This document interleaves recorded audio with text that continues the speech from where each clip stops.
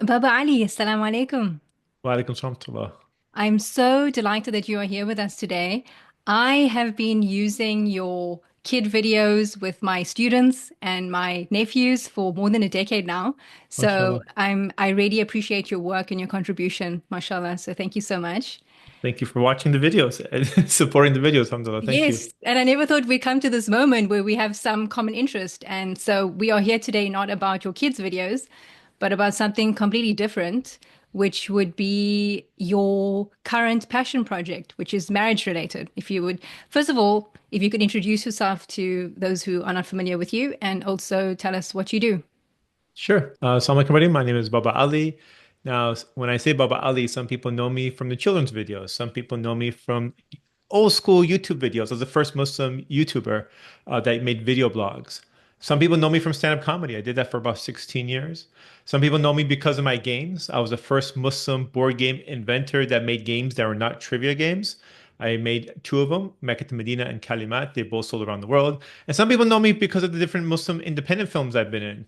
I've been Super Hijabi, American Sharia. Alhamdulillah, both of them did really, really well. So different people know me from different walks of life, and some people know me now from Half Our Deen, which is my matrimonial project helping Muslims find the other half. I do both online website, and then more importantly, more closer to me is the offline events where people can interact in person and learn about each other and discover compatibility. So different people know me from different walks of life. Alhamdulillah, I've been in this world of helping Muslims ever since I converted to Islam. Always work on unique projects, things that I feel like makes a positive difference for the Muslim Ummah. Alhamdulillah, Islam is something that was priceless for me, and it's something that I always want to make sure that I'm beneficial for the Muslim Ummah, inshallah. So, Thank you. So you were previously married, but as you mentioned before, you are a convert to Islam, so you didn't have that family support in getting married, and so you kind of there was no real method to the way you initially got married, right? yes. And So when I was okay, looking to get married, as a convert, I wasn't sure what actually, yeah, I didn't know what to do. I didn't know where to go, how to do things, because my family is not any type of practicing any type of religion, let alone Islam, and they're extremely secular. So my family's from Iran. Iran is very similar. The rich of the Iran are very similar to Turkey, which is extremely secular. So they didn't really teach me any type of religion when I was growing up. I didn't really have an identity. It was just some culture that I had, and even the culture didn't have any religion within it. So as I'm growing up here in the United States, actually discovered Islam on my own about 19, 20 years old, to the shock of my family. And they did not like it because to them, Islam reminded them of the regime back home. And me, I'm just find the pure Islam. It's not about politics. It's about finding what's true. And I looked at different religions, and finally I found Islam as the truth. And when I became Muslim, I became Muslim overnight. And my friend became Muslim overnight. And our other friend became Muslim overnight. We all discovered Islam at the same time. And literally, we said to ourselves, whenever we find the truth, we will accept it immediately. And we found the truth. So years later, eventually looking to get married, the process itself well, it was quite challenging to say the least. I went through an experience of going through a divorce. I went through the experience of going to get married again, and nothing against the sister.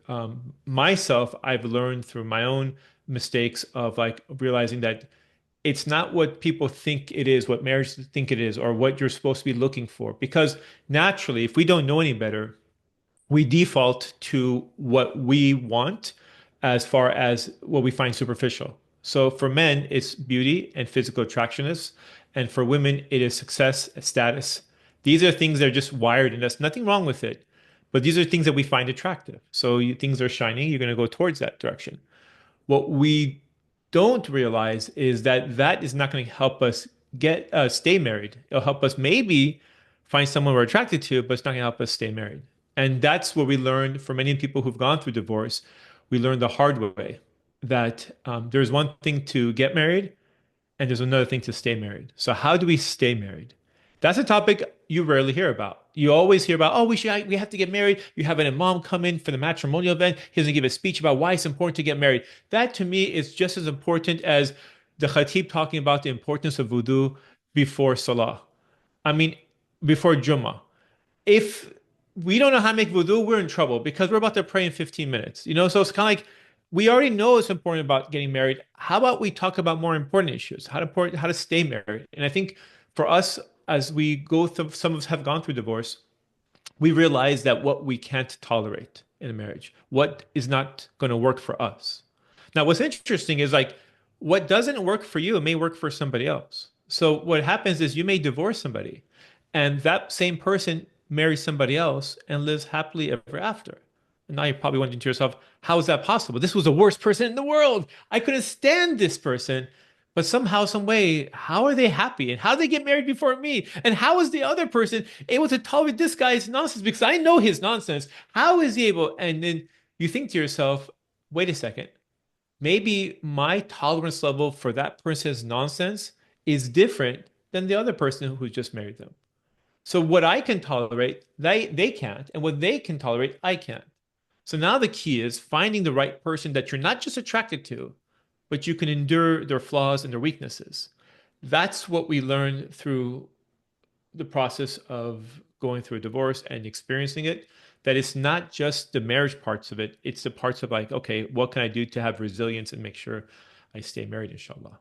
Okay, so I want to rewind to after your first marriage ended, which was a 2-year marriage, and Yeah. I'd like to explore what was it that you learned about yourself, or just in marriage and life in general, from that 2-year experience. Yeah, that's a good question. So I learned that there's a lot more depth for compatibility. I didn't understand compatibility whatsoever. To be honest with you, I didn't understand the differences between personality types. I didn't really understand differences between the genders of how we communicate differently, how we deal with stress differently. Like there is no class to take to see how to be a good husband, how to be a good wife at the local Islamic center. They just say, sign here, Mubarak, go figure each other out. And we're on our own. And there's no khutbah talking about this, right? There's no Islamic conference marriage thing about what it takes to be this new training to teach ourselves before we get married how to be a good spouse. So some of us figure it out, some of us don't. Some of us learn from our own mistakes. And they say wisdom, or actually they say intelligence is learning from your own mistakes. But wisdom is learning from the mistakes of others. So those who are wise, they don't need to get burned each time to learn. They can learn by understanding what others made a mistake for. Unfortunately, I didn't have the opportunity to do that because I didn't, most of my friends were single. They didn't have experienced divorce. So we were all like in the same age range, all looking to get married at the same time. As we're all looking to get married at the same time, we're just surrounded with the same people. They're all going to feed you the same advice that they're following themselves, which doesn't mean it's correct. It's just that's what it is. And that's, by the way, on a side subject, that's one of the reasons I think a lot of people are having troubles getting married today is because they're taking in bad advice. And most of the advice that single people get are from other single people that don't know any better. It's a bunch of unemployed people talking about how to get a dream job, but they're all unemployed. So instead of asking someone who does have their dream job and who is successful, we continuously are naive enough to follow the instructions of those who have not been successful in getting that dream job. So it is more wiser to understand. And this is so when I'm talking about all these things, inshallah, take it in and absorb it and let it think and reflect about these things. Anyways, going back to the subject. So as I was going through a process of looking to get married and stuff like that, what I learned about myself the second time around was that I need to make sure there's compatibility between me and the person I'm marrying. And in order for me to determine that, I got to be able to filter out the different people I'm speaking to. So I'm only speaking to one person, and that one person is the one that should be my ideal match. Now, you're probably wondering, how did you filter these people out?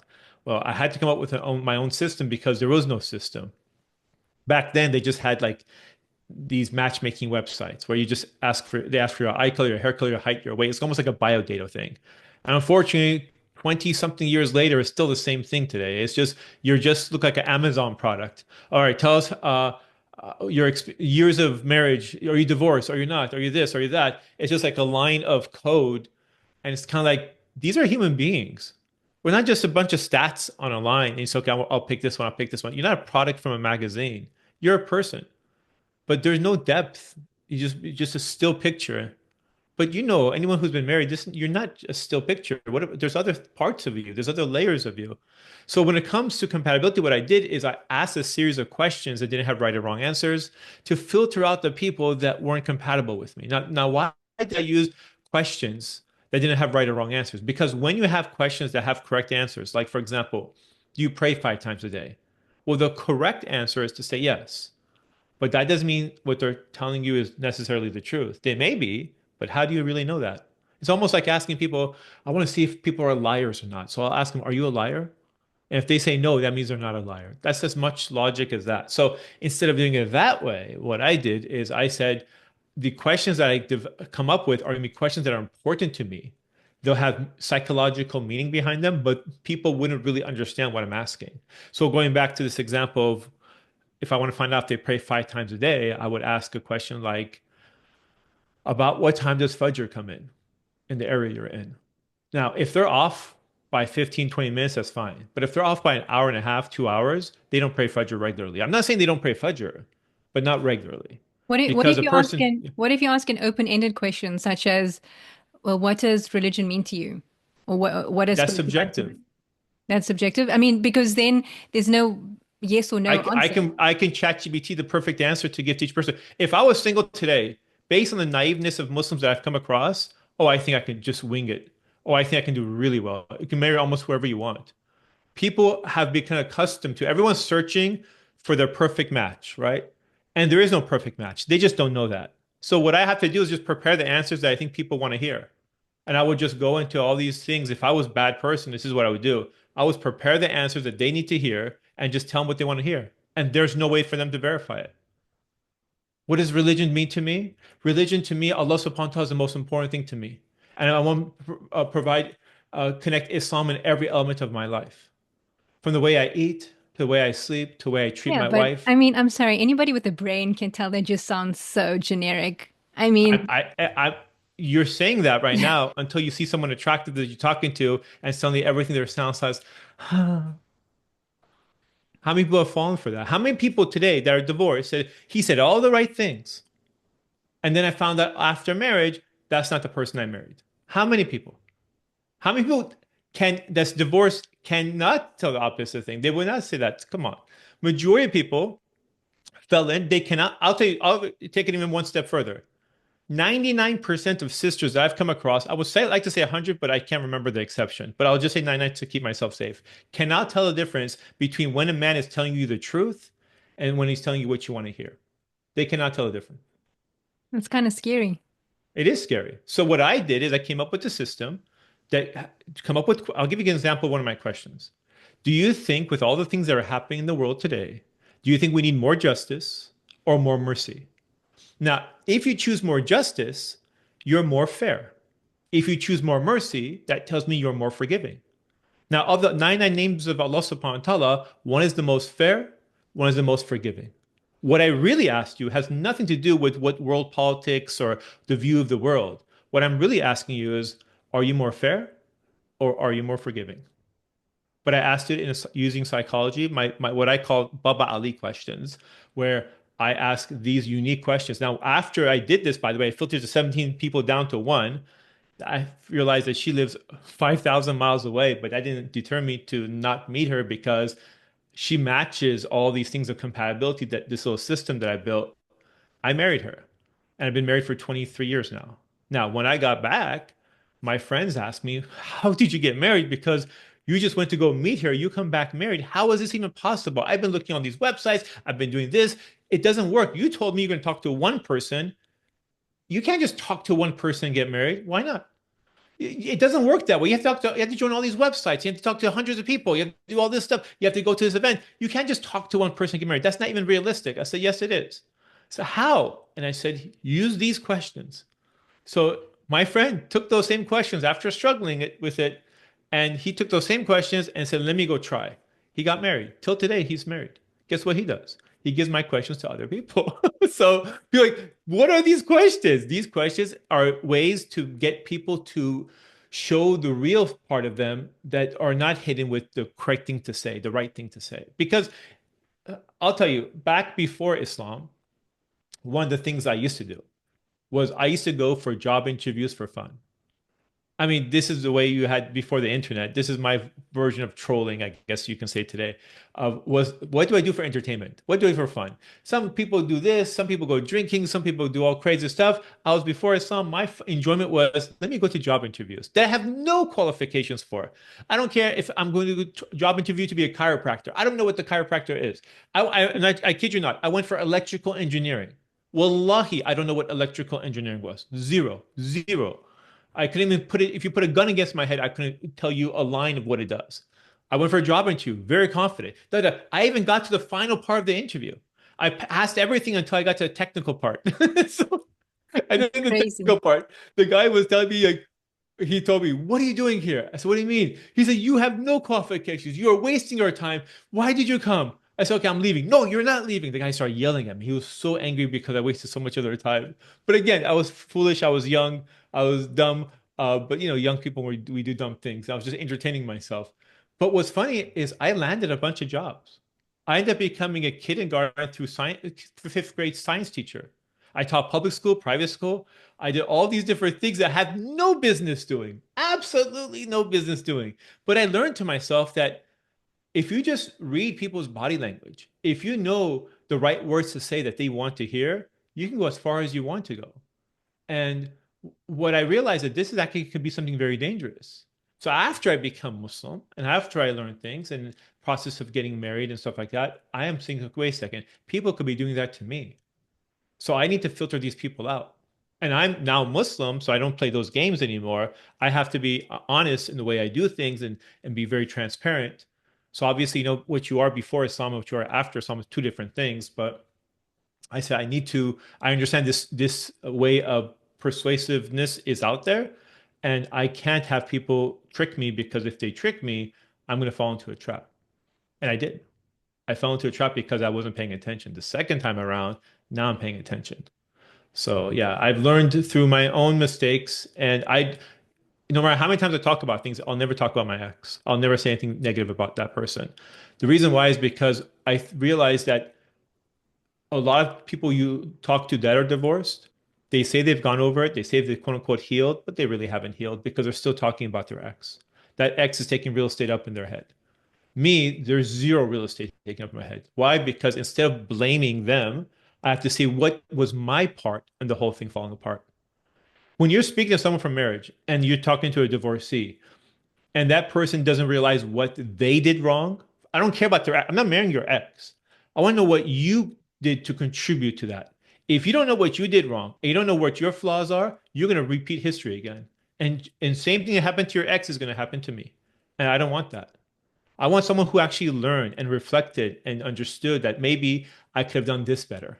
And these are things that shows me someone has grown, not just because you healed. And your healing is most of the time I just forgave the person, but you really didn't because you're still talking about them. For me, it's like you're trying to forget, and if you're carrying that baggage with you, I have nothing to do with that. It's not my problem. Somebody else hurt you and I have to take over that, why is that my problem? So what I need to do is find someone that's not in that situation. And I didn't want to be that situation for somebody else.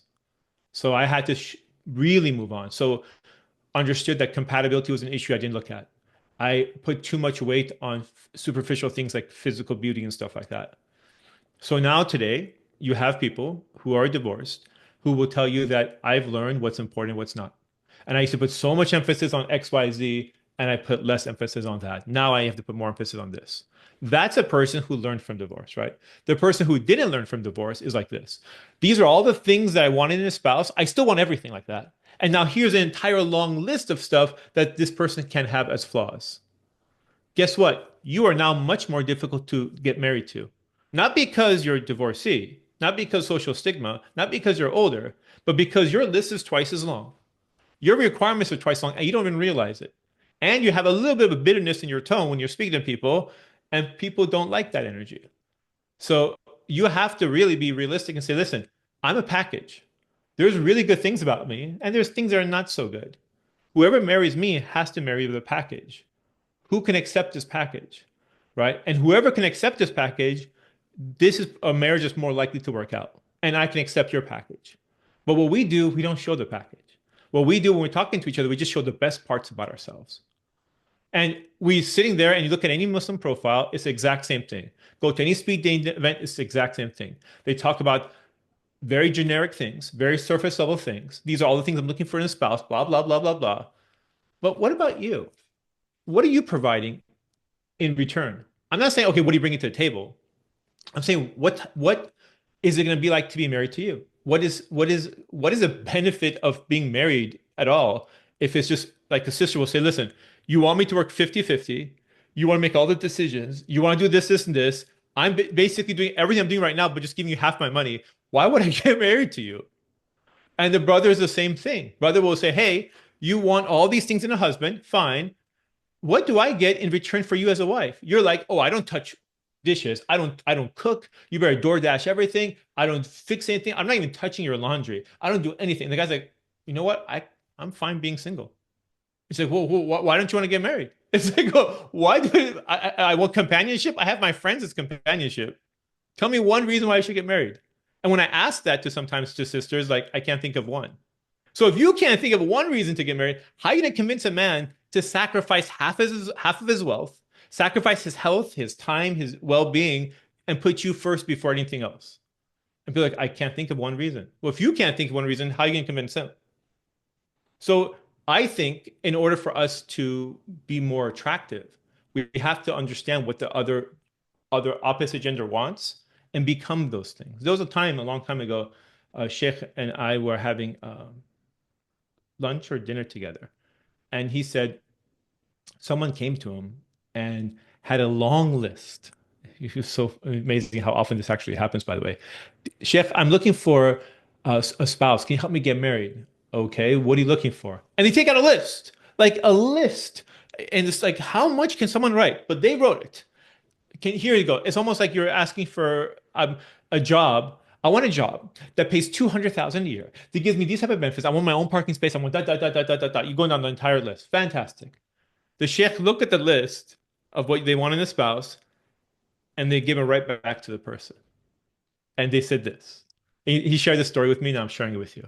He said, I want you to think to yourself, this person who has all of these amazing qualities, male or female, by the way, what would they want? What kind of spouse do you think they would want?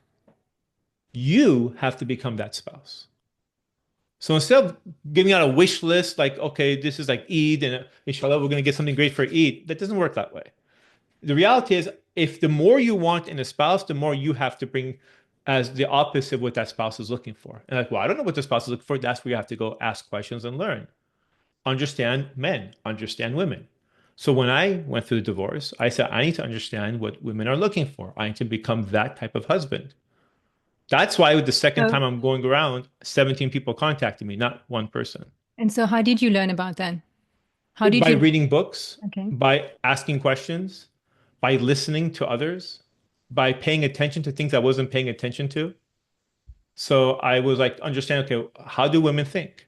Like, for example, I didn't know women process things out loud. Like when she's talking out loud, she's telling you how her day was, what's going on. She's not necessarily looking for a solution. She's looking to process her thoughts, and she's sometimes looking for empathy. She's looking for an ear to listen and empathize and just have an ear. And sometimes as she's processing her thoughts out loud, she's actually solving her own problems. Sometimes she's asking you for a solution. Now, women, when they listen to other women, they are processed, they're like, they know how to show empathy, they know how to like pay attention, they nod their head to show that they're listening. Men don't have that same body language, nor do they do the same things when they listen to other men. In fact, when men nod, they only nod when they agree. When women nod, they nod to confirm that they're listening. So when women and men, you just nodded by the way when I said that. So when women and men are nodding, women are confused when the man is saying something and when she is saying something and he's not nodding. That's why every man who's married has heard this sentence and they didn't understand why they heard the sentence until just right now. If you're listening to everything I'm saying, then repeat what I just said.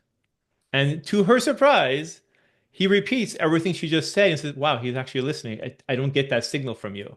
So she doesn't know why her intuition is saying that he's not listening or he's not paying attention, but he is, and he just doesn't nod because she's been surrounded with sisters and they just nod when they're listening to confirm that please go listening. Then they usually have females face each other when they're talking to each other. They actually have eye contact. Men don't do that. We cannot look at each other. We can be in different rooms and still have a deep conversation. And that's extremely strange for women. The other thing that's strange for women is that when you're together, you communicate, and that's a form of connection. Men do not use communication as a form of connection. In fact, four men who are very close can be sitting in a car together and not say anything for 20 minutes. And it's absolutely normal. Take four sisters, four girls. They all love each other, very close to each other, sit in a car, and no one says anything for 20 minutes, not a peep out of them. And tell me that's not abnormal. It's extremely abnormal. Now, females don't know this because how could a female, it's impossible for her to be in a car with four males to listen to see this or see this because then she would be there. But I'm telling you, as males, we don't have to communicate. And it's completely normal. In fact, we enjoy silence. The average man takes 7 minutes to realize he's under the silent treatment from his wife. She punishes him by not talking to him. Because for females, that break of communication is a form of punishment. For males, that's not a form of punishment. It's actually sometimes a form of relief. Some men, some men, if you want to punish them, go talk to them. That's my joke. But really, if men don't mind being left alone, they like it. They like that inner peace. The reason why, as women talk out loud to process things, men like to internalize to process things. So when a man goes to another man, he's this is no exception. Not saying 99.9, 100% of the time when a man speaks to another man, he's looking for a solution. So if he's not able to process his own problem, he will go to another man and explain the problem to him to get a solution. This is why by default, when you're speaking to him and you talk to him about a problem, he assumes you're looking for a solution. It doesn't even comprehend the idea that you're just processing things. The only way he can learn this is by reading and understanding and listening to how females process things. And this is what I just gave as an example of like how you deal with stress or how you deal with your different issues. But there's much, much more things about men and women that are very, very different from each other. And until we learn those things, we can't just go into marriage and assume that things are just going to work out. This is how often you have miscommunication. I'll give you guys another example. Love languages. You know, everyone talks about love languages. What's your love language? Or what's your personality type? I'm an INTP. I'm da da da. Okay, fantastic. Some websites, by the way, ask that question, but it's useless because there's a difference between knowledge and information. Information is just like the internet, just so much stuff you scroll over. How much is this actually beneficial for you, right? But knowledge are the ones you save, are the little videos you watch and like, that's beneficial. I'm going to save that one versus the one I scroll through. Sometimes when the websites or these online platforms, they ask you, what's your love language? And that just becomes information instead of knowledge. Now with Hafardine, the way I try to do it is make it everything knowledgeable. So why is that knowledgeable? Because I'm not asking what your love language is. I'm asking you, give me all five of your love languages, all five love languages, and I want you to put them in order. Based on your order, I can see how you show love to other people. So for example, quality, my wife, I'll give you a real example. My wife, her number one language is acts of service. Mine is quality time. So when I want to show love, I spend time with her. Same with my kids. When I want to show love, I try to spend time with them. My wife, when she shows love, she's not necessarily spend time, she does stuff for me. So I came back and she took all my clothes from my closet and she folded each one. I never asked her to, but she just color coordinated them, folded them, and they wasn't messy, but she just made them super nice. That's her acts of service. That's how she shows love, right? What's interesting is why is the order then important? Well, the important order is important because guess what's number five for my wife? Quality time. And for me is number one. Now, because it's number five for her, we don't need to spend time together for her to feel loved. The problem is because that's not her default in her brain, she's not saying, hey, Ali, let's go do something together. Hey, Ali, let's do this. So therefore, sometimes I will feel unloved because I'm not spending time with her. Now, we can easily jump into therapy, which alhamdulillah, we've never been to therapy. But if we went to therapy, we'd probably be talking about, I don't feel loved. Well, I always love him, da da da. Da. And I'll say the opposite to her, back and forth, back and forth. And the therapist like, yes, yes, thank you very much. Pay me $90. Pay me $90. No, I'll save you guys some $90 for you guys. What you're doing is there's miscommunication between both sides. I need to understand that what is her language of love, acts of service, Is she showing acts of service? Yes, I can't even argue that. Flip side, let's say her love language is acts of service, and let's say I'm not doing something specifically acts of service. She said, I don't feel loved. Then the therapist will ask her, does he try to spend time with you? Yes. Does he go send nice text messages and kind words to you? Words of affirmation? Yes. Does he touch you and hug you and kiss you? Physical touch? Yes. Does he send you gifts? Yes. Well, he's showing you love. Maybe acts of service is not his main form of love. And he's like, well, I never thought about it that way. And this is because we default to the way we see the world. And if we just default to that and we're not understanding the opposite gender or our spouse, we're going to have miscommunications, we're going to feel not loved, and we're going to constantly have this battle back and forth with our nafs, with shaitan. And all that can be avoided if we just learn. And that was my main thing going through a divorce. Learn the opposite gender. Today, I talk to young people, they're not learning anything. They're just going to go get married again. I'm going to join another website. I'm going to find the right person this time. It doesn't matter who you marry. It really doesn't. If you don't want to learn about the opposite gender and what to do to be a good spouse and make them happy, once you finish the honeymoon phase and the excitement part's over, you're going to have some challenges. And there's nothing you can do to fix that until you fix yourself. And that requires knowledge, not information. Baba Ali, don't you think that you needed to go through your first marriage to learn these things about yourselves? Like there was actually no other way than to actually have that experience. I'm only saying that because, you didn't grow up in a family where you saw like a Muslim marriage model, that type of thing. And, as you say, we don't go for training. And so don't you think that that was actually necessary? No, I wish. Unfortunately, for me, that was written for me, and I had to go through that process. So I don't have any regrets for that, right? There's no coincidence in this world. We go for it. But does everyone have to go through a divorce to learn? I don't think so. I think I could have avoided that if I went through a premarital class. I could have avoided that if I got knowledge and I listened to a video like this and listened to other people. I didn't have access to any of this stuff. I had to learn the hard way because I didn't have access to knowledge. I didn't have access to the information for knowledge. So what you have access to, what you see, what you listen to is what you can benefit from. If I don't, no one's taught me this stuff, how would I know any better? Now I know. But what I'm trying to do is help others avoid this. That's why I do all the different things I do. I could have easily just made a matrimonial website, just do a singles event like everybody else. And it's so much easier, by the way, just to run a singles event and just let everyone in and just let everyone just mingle with each other and just sit there and count my money. Or I can go above and beyond and try to do all this deep compatibility that often, be honest with you, a lot of people don't even appreciate. Some people do. They see the depth in it. Others are like, oh, why are we doing all this stuff for? Why are you making me do this? Why are you making that? They don't realize that I've seen stuff that they don't see. It's almost like when you deal with a child and you're saying, why do I have to take this medicine? It tastes yucky.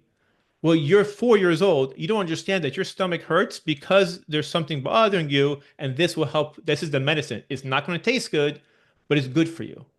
Sometimes some of us have to hit rock bottom. That's the only way we learn. No matter how many videos you watch, how many people give you advice, no matter how much people who have gone through the experience tell you, it goes from one ear and out the other. You have to hit rock bottom until you wake up. So yes, to answer your question, the aspect of it, some people are like that. Myself, no. I rather get wisdom. I rather learn from others so I don't have to get burned myself. So if I want to go start a business, I don't need to become bankrupt in order for me to become successful. Yes, I may fail in many of these small trials, but I don't need to become bankrupt to be successful. Let me go ask somebody who runs their business for 20 years and say, what are you doing that everybody else isn't? So, well, let me show you how I do things differently.